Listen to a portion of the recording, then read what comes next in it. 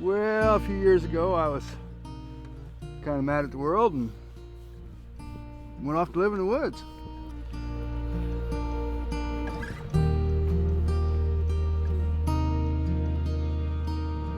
It's not so much the fact that I'm living out here, it's the fact that I have to live out here.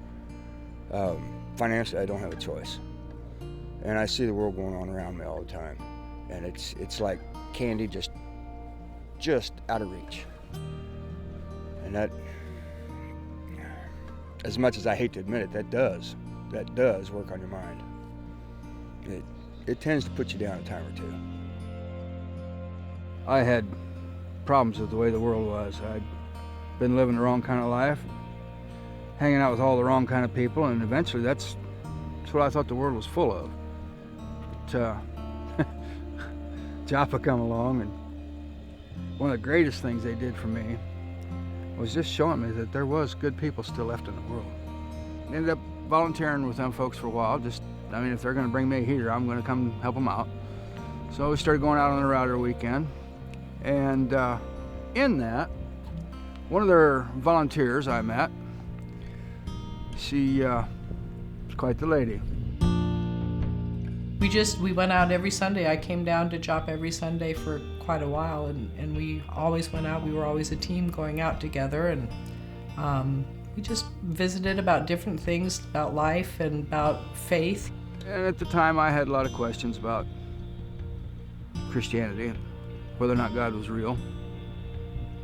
She was really good at answering them questions for me. Every time I come across a stumbling block, she had a scripture for it. Straightened me right out. We ended up getting married.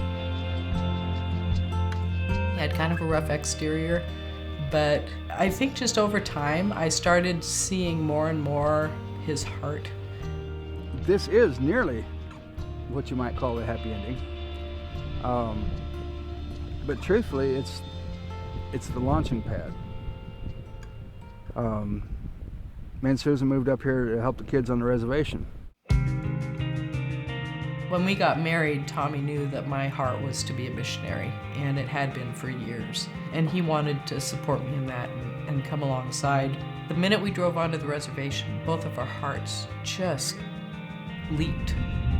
There's more shootings goes on up here in this area, here in St. Francis. The gangs here, they're not as huge, but they're more lethal than the gangs you find in New York. The things that happen to children here. Without Tommy, I'd never be here, and I know this is where I'm supposed to be. I know God has been blessing our ministry up here, even just after a short time. Susan's goal is to get a small group of kids that she can mentor and follow them right on through from grade school right on out through high school, so that they've got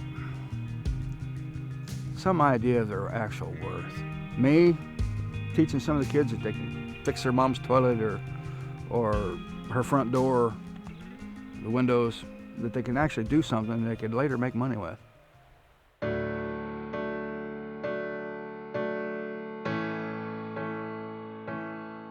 So where would you think that you would be today if you had not met Joppa? Prison. I've thought about that many times. I'm certain I would have ended up in prison. As Tommy and I got to know each other more, as he grew closer to God, I started seeing that mellowing out an awful lot. And a lot of what I consider the darker side of Tommy, a lot of that started disappearing.